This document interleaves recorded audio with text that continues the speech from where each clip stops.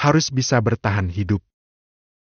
Jika orang lain bahagia menyambut Ramadan karena bisa sering berkumpul dengan keluarga saat sahur dan berbuka, beda dengan Yos yang hanya sendirian saat makan sahur di hari pertama puasa. Papanya Muslim, tapi tidak pernah salat dan puasa. Dirinya juga sebenarnya jarang salat dan puasa. Tapi karena ingin menebus kesalahan yang dia perbuat pada Arash dan Naura, Yos bertekad tahun ini bisa puasa penuh dan lebih rajin salat. Apalagi Allah masih memberinya kesempatan untuk bisa melihat lagi. Kalau dia masih tidak juga berubah, tandanya dia tidak bersyukur dengan apa yang Allah berikan untuknya. Dan Yos, makan yang banyak, ucap bibinya Yos. Beliau yang menemani Yos sahur. Gak biasa makan banyak, Bi, secukupnya sajalah. Nanti malah sakit perut. Jawab Yos yang kali ini makan bersama bibinya di meja kecil yang ada di dapur. Bukan meja makan mewah yang ada di ruang makan. Dan Yos kok ikutan bibi pakai tangan? Pakai sendok atuh Den? Gak apa-apa Bi, kayaknya enak pakai tangan. Lagi gak nafsu makan.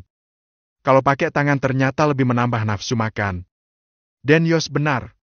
Makanya bibi selalu makan pakai tangan. Lebih sedap gitu loh. Hehehe. Bibi bisa aja. Ayo dilanjut lagi, Bi.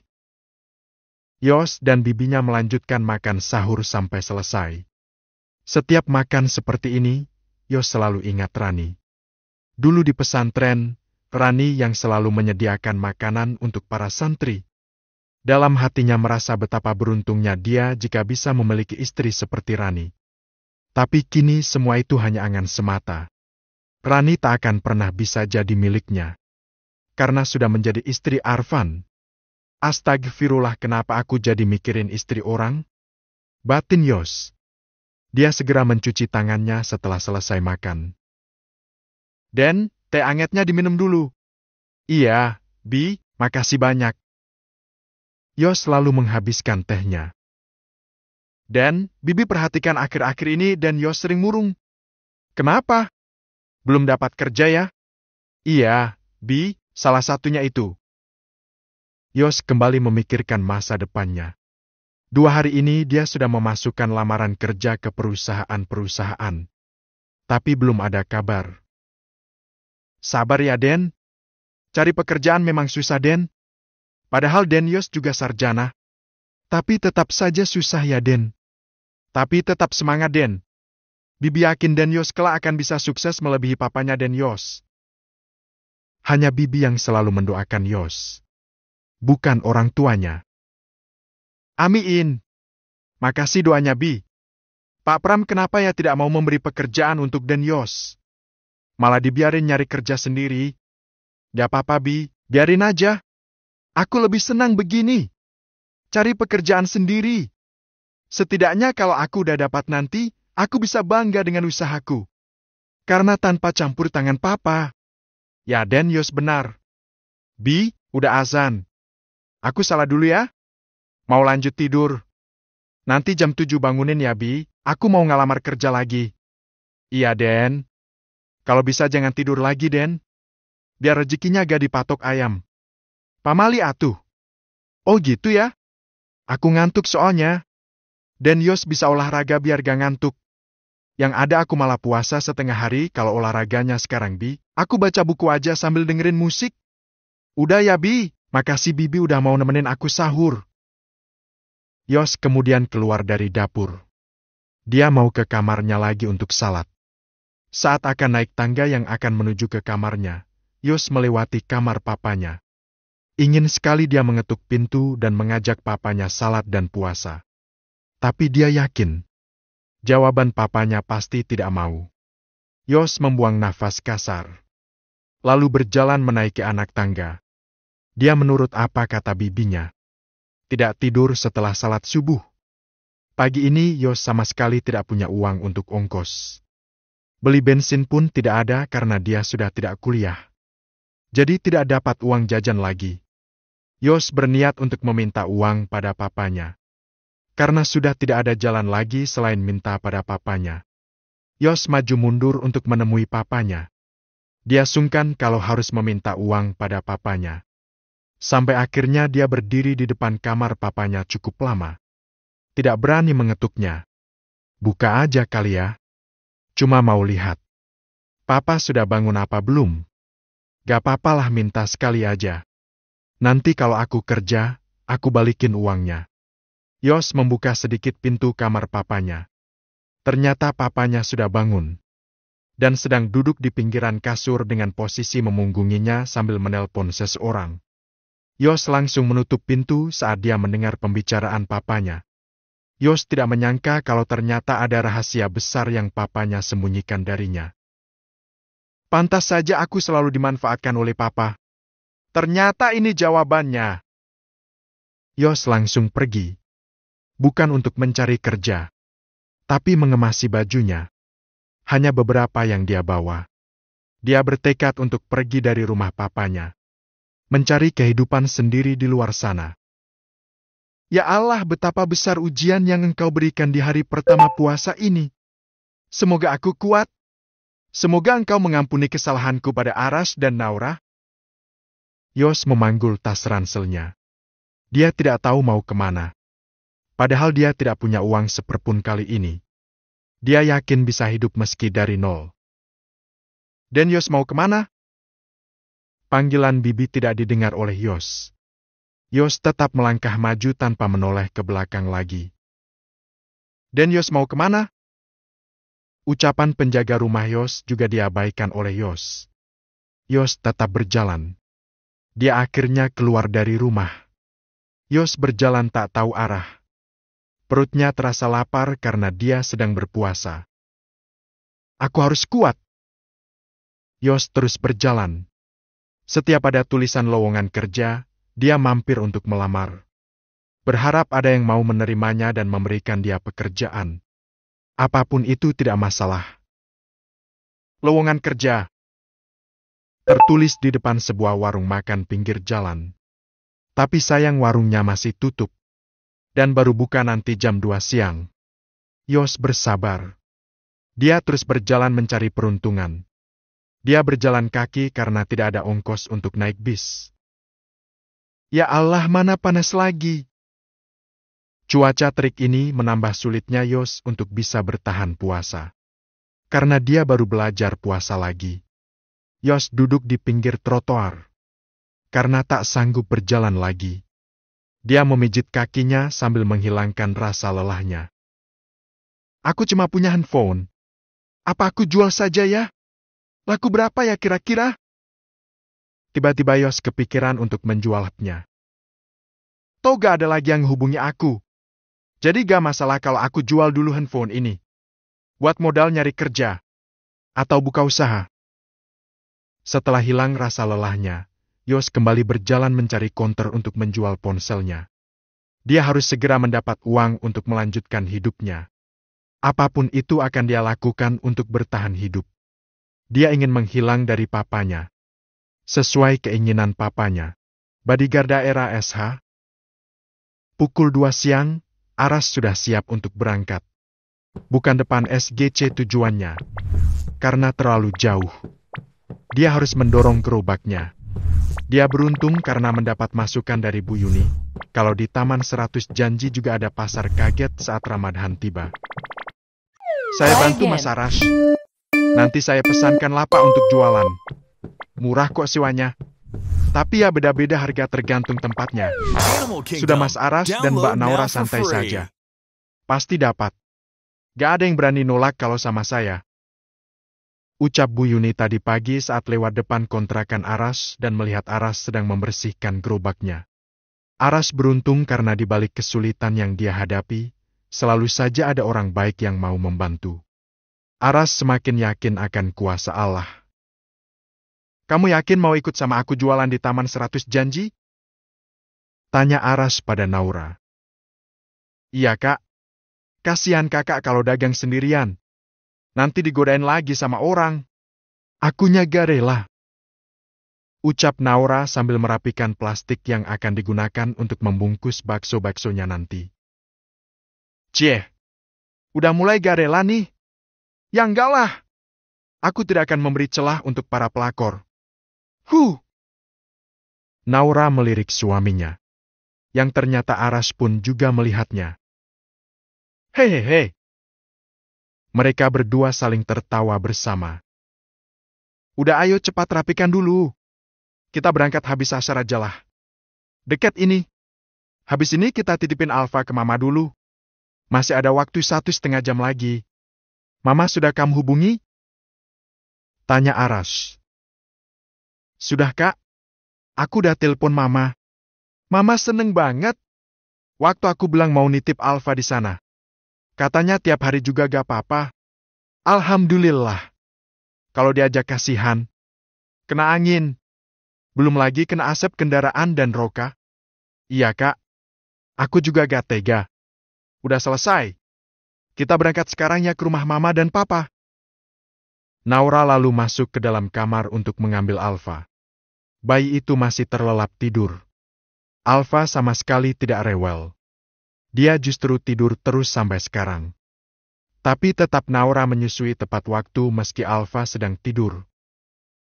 Susunya sudah. Sudah dan Kak. Naura sudah menyiapkan susu yang masih beku ke dalam tas beserta diapers dan baju gantinya.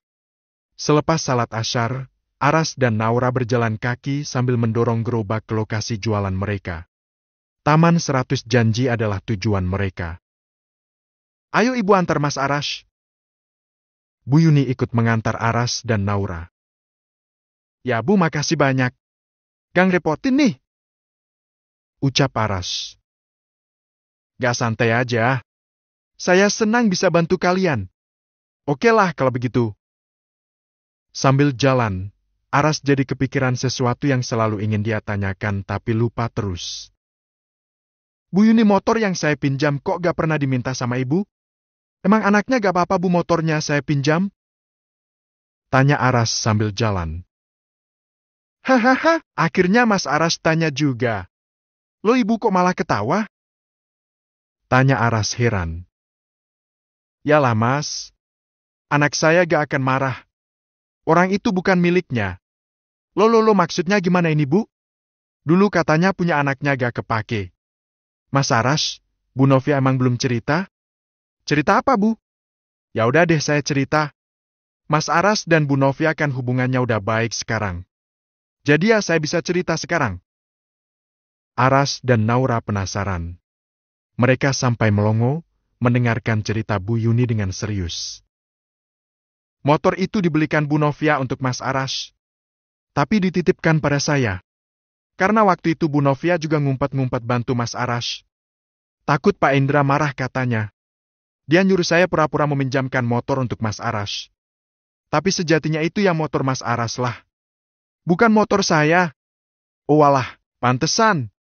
Mama, Bu Novia juga sering ngasih uang ke saya untuk membeli kebutuhan yang diperlukan Mas Aras dan Mbak Naura. Seperti sembako dan susu ibu hamil juga Bu Novia yang ngasih. Tapi saya diam saja. Takut Mas Aras dan Mbak Naura gak mau terima. Oh, jadi bukan Arfan? Saudara kembarnya Mas Aras? Bukan Mas? Oh. Aras sekarang tahu semuanya. Ternyata mamanya sungguh luar biasa. Selalu peduli padanya meski jauh darinya. Selalu berusaha membantu meski diam-diam. Aras jadi terharu dan ingin memeluk Novia. Padahal sebagai anak, dia belum melakukan apapun untuk membalas kedua orang tuanya. Aku harus lanjutin kuliah dan lulus. Mungkin itu bisa membahagiakan mereka. Karena selama ini aku udah banyak ngecewain mereka. Batin Aras. Alhamdulillah sampai juga. Itu Mas Aras sebelah sana. Sebelahnya yang jual es campur. Iya Bu. Itu posisinya bagus.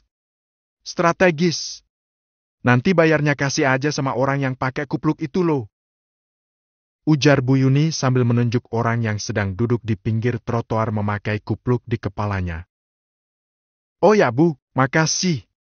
Sama-sama Mas Aras. Semoga jualannya laris manis ya. Amin. Makasih Bu. Entah berapa kali Aras dan Naura mengucapkan terima kasih. Dia sangat bersyukur meski dia merantau, tapi dia dipertemukan dengan orang-orang baik. Aras dan Naura memarkir gerobaknya di tempat yang sudah disewa Bu Yuni untuknya. Sewanya tidak terlalu mahal. Aras berharap lokasinya benar ramai dan dagangannya cepat habis. Aras memasang kompor dan wajannya. Lumayan ribet memang. Tapi tidak ada cara lain yang lebih sederhana untuk jualan dengan metode goreng di tempat seperti dia. Karena kalau digoreng lebih dulu di rumah, hasilnya akan dingin dan lembek ketika dijual. Aras tidak mau mengecewakan pelanggan. Kalau begini kapan kita mulai jualannya? Kayaknya kita kurang siang berangkatnya, Ra. Besok jam 2 aja lah. Udah pas seperti yang kita rencanakan kemarin. Kita salat asyar di masjid dekat sini aja. Nanti kan bisa gantian salatnya. Aras terus mencetak bakso dengan tangannya dimasukkan ke penggorengan. Kang Basreng nongol di sini, guys. Celetuk seorang anak remaja yang sedang lewat di depan lapak Aras. Spontan Aras dan Naura mendungak. Akhirnya ada juga yang kenal. Gumam Aras sambil terus mencetak. Sedangkan Naura membantu mengaduk. Mana? Ya lo. Ayo minta foto. Bikin video guys. Biar FYP. Aduh gimana ini kak? Kalau FYP kita bisa diserbu. Banyak cewek yang akan datengin kakak. Naura cemberut membayangkan suaminya dikerubungi cewek. Santai, Ra. Sekarang aku udah punya bodyguard. Aras menyenggol lengan Naura sambil tersenyum. Siapa? Aku? Mana ada bodyguard kecil kayak aku? Yang ada bisa ambruk kalau disenggol orang. Hahaha. Istriku bikin gemas aja pengen ditoel. Aras menoel dagu Naura saking gemasnya. Jam 4:30 bakso Aras baru matang.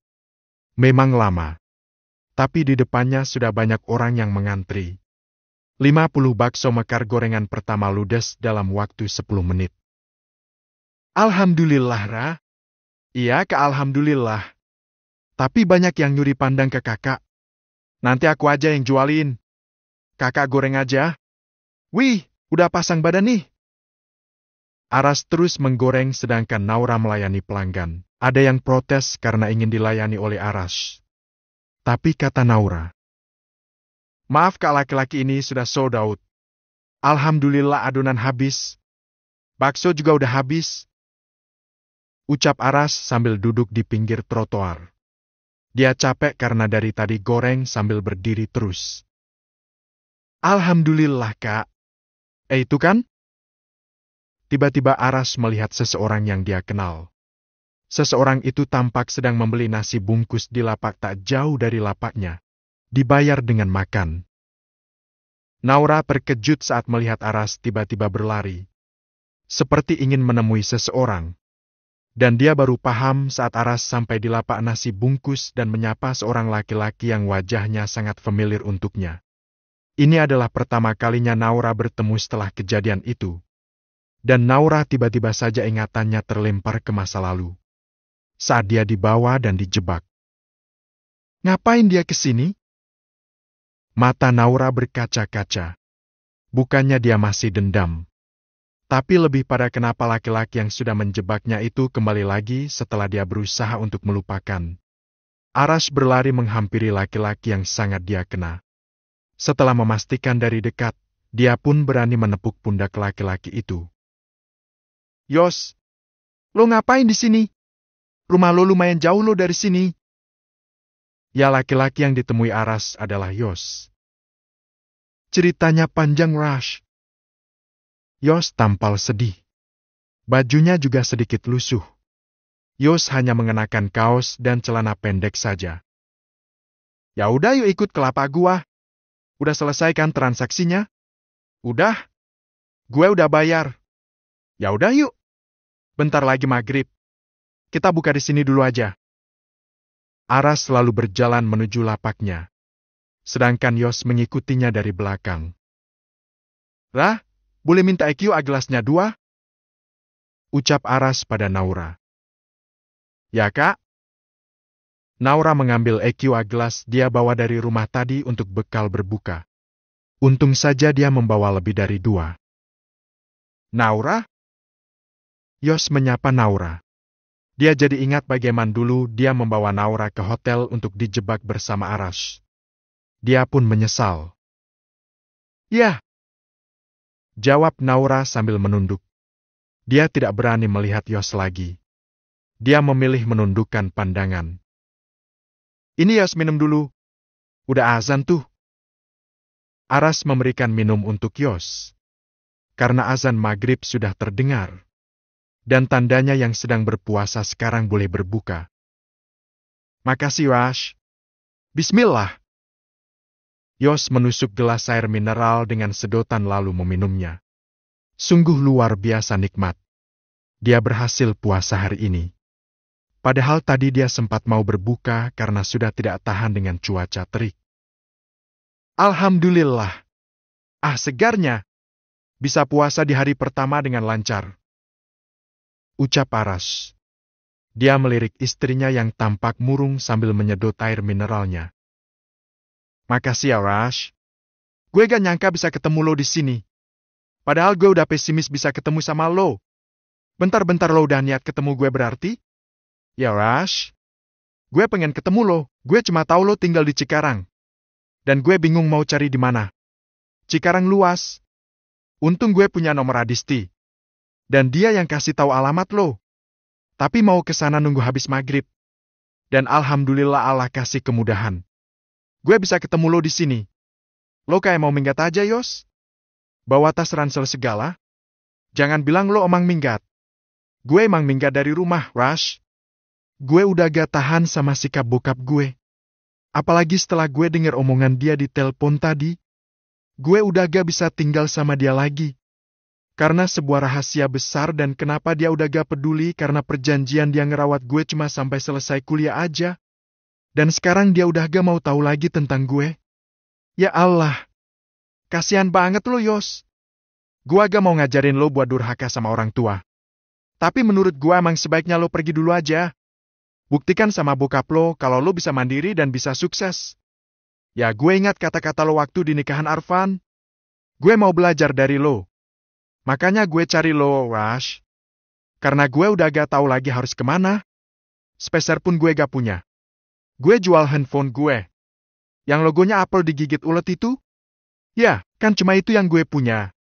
Terus gak punya handphone lagi dang sekarang? Tanya Arash lagi. Ada. Gue beli handphone second yang murah, Rash. Sisanya buat pegangan. Alhamdulillah masih bisa makan. Nih beli nasi bungkus. Sabar ya, Yos. Lo pasti bisa. Oh ya udah waktunya salat maghrib. Gue juga mau buka di rumah aja nih. Lo mau ikut kan? Ya, Rash. Gak apa-apa kan, Rah? Tanya Arash yang tadi lupa minta izin pada Naura. Ya, Kak. Gak apa-apa kok. Bang Yos boleh ke kontrakan kami. Bang Yos buka bareng aja sama kami. Naura langsung berjalan membantu Arash mendorong gerobaknya.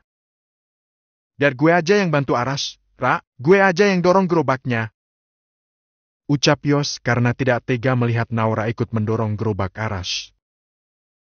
Gue taruh di dekat sini kok, Yos. Gak gue bawa pulang. Capek kalau bolak-balik dorong gerobak. Tinggal bayar sewa aja. Gak apa-apa. Walau deket tetap aja kasihan lah sama bini lo. Ya tadi juga gue larang. Dia tetap maksa. Ya, biar Bang Yos aja yang bantu kakak. Naura akhirnya minggir dan mempersilahkan Yos mendorong gerobak Arash. Beberapa menit kemudian, mereka sampai di rumah. Tadi mereka juga sempat salat maghrib dulu di masjid. Dan sekarang tinggal makan di rumah. Ayo Yos masuk. Maaf rumah kontrakan gue ya begini. Kecil.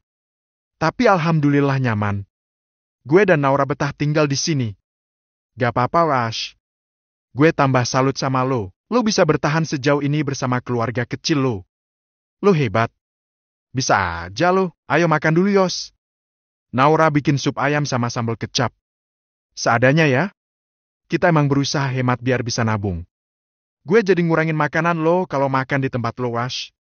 Gue kan udah beli nasi bungkus tadi, Rash. Ini. Biar gue makan yang ini dulu. Gak akan berkurang, Yos. Tenang aja. Naura masak banyak kok. Sekalian buat sahur. Gosh. Gue makan ini aja. Ya sudah kalau maksa. Yuk makan. Aras, Naura dan Yos makan bersama di ruang tamu. Karena cuma ruangan ini yang bisa dipakai untuk tempat makan, Yos akhirnya makan dengan makanan yang dia bawa sendiri. Mereka makan dalam diam. Dan akhirnya setelah selesai makan, Yos mengutarakan niatnya. Alhamdulillah selesai. Semoga ibadah puasa kita hari ini diterima oleh Allah. Amin. Amin. Wash, gue boleh kan ikut kerja sama lu? Sambil nunggu panggilan kerja. Soalnya aku udah ngelamar ke beberapa tempat tapi belum ada panggilan. Gue gak mungkin berdiam diri. Gue mau kerja apa aja, Wash. Beneran lo mau kerja sama gue, Yos? Biar bini gue di rumah aja jagain anak. Tapi gue habis gaji banyak, Yos. Lo tahu sendiri usaha gue ini juga baru setelah yang pertama kemarin gagal. Dan ini baru mencoba. Karena viral, akhirnya alhamdulillah laris dan dikenal orang. Gue lagi membangun brand biar apa yang viral sekarang bisa dikenal selamanya. Bukan hanya seminggu 2 minggu aja. Ya Ras, semoga. Lo tenang aja. Lo bayar gue pakai makan aja gue udah berterima kasih, Ras. Gak pakai uang gak apa-apa. Jangan begitu, Yos. Kalau kerja ya harus dibayar. Aras terenyuh mendengar permintaan Yos. Dia tahu Yos orang baik. Meski pernah jahat bukan berarti dia sekarang memanfaatkan kelemahan Yos.